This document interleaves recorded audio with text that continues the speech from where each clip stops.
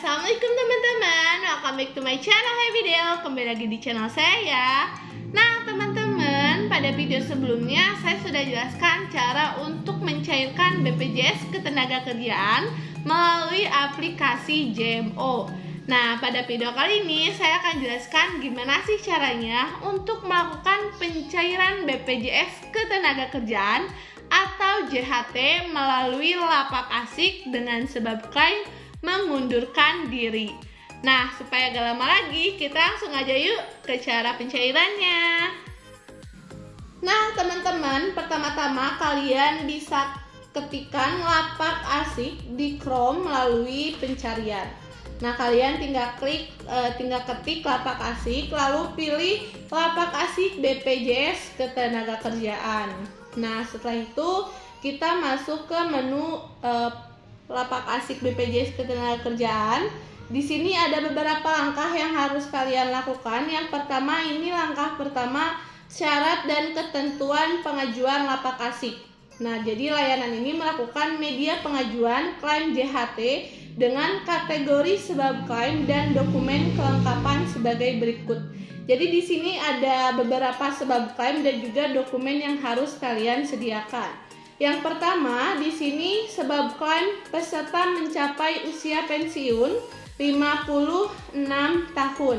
Nah, kalau misalkan penyebab klaimnya itu peserta mencapai usia pensiun, kalian cuma harus menyiapkan KPJ atau kartu peserta jam sostek BPJS Ketenagakerjaan.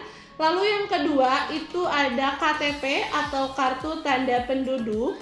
Yang ketiga di sini adalah NPWP. Nah, ini bagi peserta dengan saldo lebih dari 50 juta.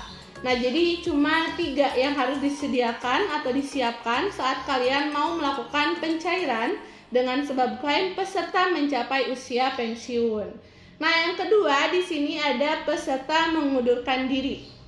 Untuk peserta mengundurkan diri, ada 4 dokumen yang harus kalian siapkan. Yang pertama ini KPJ, lalu yang kedua KTP, yang ketiga ini ada dokumen penting yang harus kalian siapkan, yaitu keterangan pengunduran diri dari pemberi kerja. Nah, yang terakhir seperti biasa di sini ada NPWP. Nah, lalu yang selanjutnya di sini jika peserta mengalami PHK atau pemutusan hubungan kerja, beberapa dokumen yang harus disediakan. Yang pertama ini kartu BPJS, lalu yang kedua KTP. Nah, yang ketiga untuk peserta mengalami PHK harus ada bukti pemutusan hubungan kerja berupa beberapa dokumen. Di sini kalian bisa pilih salah satu. Ini ada 6 dokumen yang diperbolehkan untuk menjadi syarat kalian bisa mengklaim dengan alasan sebab klaim PHK. Nah, yang keempat di sini dokumennya kalian harus menyiapkan NPWP. Nah, untuk sebab klaim keempat yaitu kepesertaan 10 tahun dengan pengambilan sebagian sebesar 10%. Kalian cuma tinggal menyiapkan KPJ atau kartu peserta BPJS, yang kedua KTP, dan yang terakhir di sini adalah NPWP. Nah, untuk sebab klaim kelima di sini kepesertaan 10 tahun namun dengan pengambilan sebagiannya sebesar 30%. Nah, untuk pengambilan sebagian sebesar 30%, kalian harus menyediakan KPJ atau kartu peserta BPJS-nya, yang kedua KTP, yang ketiga di sini dokumen pentingnya berupa dokumen perbankan yang berdasarkan peruntukan sebagai berikut. Ini ada beberapa alasan peruntukan seperti pembayaran uang muka pinjaman rumah, lalu pembayaran cicilan atau angsuran pinjaman rumah, dan beberapa alasan lainnya. Nah, di sini yang terakhir setelah dokumen perbankan ada NPWP. Nah, lalu sebab klaim ke-6 yaitu peserta mencapai usia pensiun karena PKB atau perjanjian kerja bersama perusahaan. Nah, ada 3 dokumen yang harus disediakan. Di antaranya kartu peserta BPJS Ketenagakerjaan, kartu tanda penduduk atau bukti identitas lainnya, lalu juga di sini ada NPWP. Nah, yang terakhir sebab klaim terakhir yaitu peserta berakhir kontrak atau pekerja dengan status PKWT atau kontrak. Jadi di sini cuma 3 yang harus disediakan, yaitu KPJ, KTP, dan NPWP. Nah, Nah, teman-teman, itu adalah 7 sebab klaim dan dokumen-dokumen yang harus disediakan di langkah pertama pada lapak asik BPJS Ketenagakerjaan. Nah, jika kalian sudah selesai membaca dan juga menyiapkan beberapa dokumen yang sesuai dengan lapak asik BPJS Ketenagakerjaan, kalian selanjutnya tinggal klik saya setuju dan saya bukan robot, lalu klik berikutnya. Nah, nanti kita selanjutnya masuk ke langkah kedua, yaitu data pekerja. Data pekerja di sini kalian yang pertama harus memasukkan nomor induk kependudukan atau NIK yang sesuai dengan KTP. Jadi pastikan kartu BPJS yang kalian miliki dengan NIK yang ada di KTP kalian ini sama. Jadi kalau misalkan NIK berbeda, NIK BPJS dengan NIK KTP, maka itu akan menjadi kendala dan kalian tidak akan bisa mencairkan. Jadi pastikan NIK dan NIK BPJS Ketenagakerjaan kalian dan NIK KTP kalian ini sama. Nah, yang kedua di sini ada nomor peserta BPJS Ketenagakerjaan atau KPJ. Kalian tinggal lihat aja di kartu peserta BPJS kalian, lalu isikan nomor KPJ-nya. Nah, yang selanjutnya di sini kalian bisa tinggal memasukkan nama sesuai dengan KTP. Nah, ini nama juga sama dengan NIK harus sesuai. Pokoknya data-data yang ada di BPJS Ketenagakerjaan dengan data-data yang kalian miliki sekarang ini harus sama ya teman-teman. Nah, yang selanjutnya kita tinggal mengisi tempat lahir. Ini ada datanya di kartu keluarga atau di kartu tanda penduduk juga ada di KTP. Kita masukkan tempat lahir. Nah, lalu selanjutnya kita masukkan tanggal lahir sesuai dengan yang ada di KTP. Kalian masukkan bulan, tahun, dan juga tanggalnya, tanggal berapa. Dan yang terakhir di sini ada nama ibu kandung. Kalian masukkan sesuai dengan data yang ada di kartu keluarga. Ini adalah langkah kedua pengisian data pekerja. Jadi ini pengisian tentang data pekerja yang mau mencairkan BPJS Ketenagakerjaannya. Nah, jika sudah selesai pengisian seluruh datanya, kita tinggal klik berikutnya. Nah, yang selanjutnya di sini langkah ketiga adalah data pekerja tambahan. Jadi kalau tadi cuma data pekerja itu secara umum, nah di sini data pekerja tambahan lebih lengkap pengisian datanya. Nah, adapun data-data yang harus diisi, yang pertama ini alamat domisili. Untuk alamat domisili, kalian cukup memasukkan nama kampung atau nama jalan kalian dan juga RT RW. Tidak perlu sampai desa dan kabupaten, kalian cuman tinggal memasukkan kampung dan RT RW kalian. Nah, kalian masukkan kampung dan RT RW-nya. Lalu setelah itu kita tinggal masukkan desa atau kelurahannya. Jadi kalian masukkan desanya. Nanti ada beberapa pilihan desa yang tersedia. Kalian tinggal klik desa, kelurahan, kecamatan, dan kabupaten yang sesuai dengan data kalian.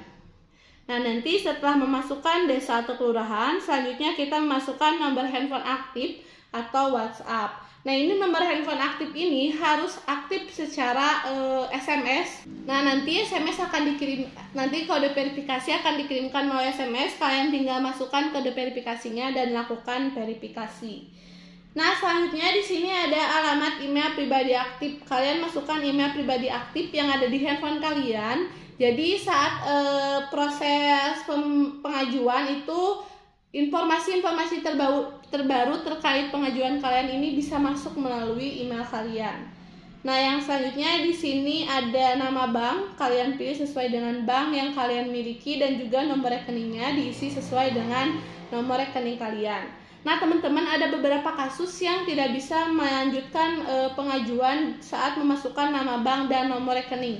Ini kadang beberapa alasannya karena tidak memasukkan nama bank dan nomor rekeningnya tidak sesuai dengan nama yang pengajuannya. Misalkan nama yang mau mengajukan itu Dini, tapi dia memasukkan nama bank dan juga nomor rekeningnya atas nama Dina.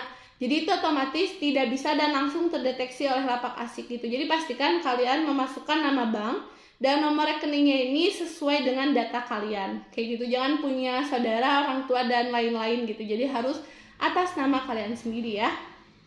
Nah, yang selanjutnya di sini NPWP. Kalau kalian punya NPWP, kalau enggak juga enggak apa-apa ya teman-teman. Jadi banyak banget yang tanya, "Kak, kalau enggak punya NPWP kayak gimana?" Enggak usah dimasukkan. Karena NPWP sifatnya tidak wajib kecuali jika kalian saldonya di atas 20 juta. Nah, ini untuk menghindari pemotongan dari jumlah JHT yang kalian miliki. Selanjutnya di sini, apakah Anda menjalankan kegiatan atau usaha ekonomi secara mandiri? Nah, kalau kalian memiliki usaha ekonomi secara mandiri, kalian tinggal klik iya. Jika tidak, kalian tinggal klik tidak. Nah, lalu setelah memasukkan seluruh dokumen data pekerja tambahan, kalian tinggal klik berikutnya. Nah, langkah keempat di sini ada sebab klaim dan dokumen pendukung. Untuk sebab klaim di lapak asik ada 4, yaitu peserta mengalami pemutusan hubungan kerja, berakhir kontrak, mencapai usia pensiun, atau peserta mengundurkan diri. Nah, kalian tinggal pilih saja alasan-alasan yang menjadi sebab klaim kalian. Nah, karena di sini saya akan menjelaskan untuk sebab klaimnya itu pengunduran diri, maka saya memilih peserta mengundurkan diri. Nah, setelah kita memilih penyebab klaimnya, di sini ada beberapa perintah atau beberapa saran dalam melakukan upload dokumen pendukung. Nah, yang pertama, kalian bisa melakukan foto atau pindai scan tiap dokumen persyaratannya. Lalu yang kedua, di sini maksimal ukuran file tiap dokumen adalah 6 MB. Lalu juga di sini ada tipe filenya itu bisa JPG, JPEG, PNG, BMP, dan PDF. Lalu juga pastikan dokumen yang diminta telah lengkap, sesuai, terbaca, dan tidak terpotong. Nah, yang terakhir di sini ada pastikan dokumen yang diupload tidak korup atau rusak dan tidak ada password. Nah, teman-teman, ini ada satu lagi sebenarnya yang menjadi ketentuan dalam mengupload, yaitu dokumennya tidak lebih kecil dari 50 KB. Jadi kalau misalkan kalian mengupload foto, kalian periksa dulu tiap rincian dari ukuran foto tersebut gitu, karena nanti kalau misalkan kalian lebih kecil daripada 50 KB itu nantinya kalian akan terhambat gitu. Jadi kalian harus melakukan foto ulang gitu. Jadi pastikan seluruh dokumen yang mau kalian upload itu ukurannya 50 KB sampai 6 MB gitu. Jangan kurang atau lebih dari ketentuan itu. Nah, jika kalian sudah mengerti dan memahami cara mengupload dokumen pendukungnya, kalian tinggal upload saja. Yang pertama di sini ada kartu BPJS Ketenagakerjaan, kalian upload dokumennya. Lalu yang kedua ada KTP atau bukti identitas lainnya. Lalu juga ada keterangan pengunduran diri dari pemberi kerja, karena di sini sebab klaimnya itu pengunduran diri. Lalu juga ada foto diri dan juga NPWP. Nah, untuk NPWP seperti tadi, kalau misalkan tidak punya, tidak usah diupload, karena di sini juga tidak wajib untuk mengupload NPWP. Nah, setelah itu kita tinggal klik berikutnya dan masuk ke menu yang kelima, yaitu KPJ dan dokumen tambahan. Nah, untuk KPJ dan dokumen tambahan di sini ada beberapa ketentuan sama seperti saat mengupload dokumen pendukung yang tadi. Cuman di sini kalian harus memilih terlebih dahulu KPJ yang dokumen mana yang mau kalian upload. Nah, kalau misalkan kalian mau menambahkan KPJ, kalian tinggal klik tambah, lalu kalian masukkan jenis dokumen tambahannya apa. Misalkan kartu peserta BPJS atau surat pengunduran diri, lalu kalian isi deskripsi dokumennya dengan nomor KPJ atau dengan surat pengunduran dirinya, dan mengupload dokumen yang sesuai. Jadi misalkan kalian jenis dokumen tambahannya KPJ, kalian tulis nomor KPJ di deskripsi dan tampilkan dokumen tambahannya berupa foto kartu KPJ-nya. Nah, jika sudah selesai, kalian tinggal klik simpan dan masuk ke menu selanjutnya. Nah, di sini menu selanjutnya kalian diminta untuk melakukan pengecekan data-data yang kalian isi, seperti jenis kepesertaannya itu apa, NIK, lalu juga KPJ-nya, nama, tempat tanggal lahir, dan dokumen-dokumen lain yang sudah kalian isi. Kalian periksa semuanya, terlebih kalian harus memeriksa email pribadi aktif yang tadi dimasukkan, karena ada beberapa orang atau banyak yang lupa atau tidak memeriksa email yang dimasukkan. Otomatis pemberitahuan terkait dengan pengajuan yang diajukan oleh lapak asik ini tidak masuk ke emailnya gitu. Jadi kalian pastikan memeriksa email yang kalian miliki. Nah, jika sudah selesai semuanya sudah kalian periksa, kalian tinggal klik simpan, lalu klik setuju saat ada konfirmasi persetujuan. Nanti jika sudah ada konfirmasi persetujuan, kalian tinggal klik setuju dan kalian sudah berhasil melakukan pengajuan di Lapak Asik. Jadi nanti bukti pengajuannya akan dikirimkan melalui email yang Anda entry atau yang Anda masukkan sebelumnya. Nanti kalian juga akan diperlihatkan nomor pengajuannya dan juga data-data seperti nama lengkap, NIK, jenis klaim, nomor handphone, email, dan yang paling penting adalah tanggal dan jam wawancara konfirmasi. Nanti kalian akan diberitahukan tanggal dan wawancara klaimnya itu misalkan 1 Juli 2022 pukul 10 sampai pukul 11. Jadi kalian saat akan melakukan video call, kalian harus siap terlebih dahulu di jam tersebut gitu. Cuman gak jarang juga pihak BPJS melakukan video call atau pemberitahuan itu di jam sebelumnya kayak gitu. Jadi kalian persiapkan aja dokumen-dokumen yang kalian sudah upload di Lapak Asik dan juga persiapkan handphone kalian untuk menerima video call dari pihak BPJS.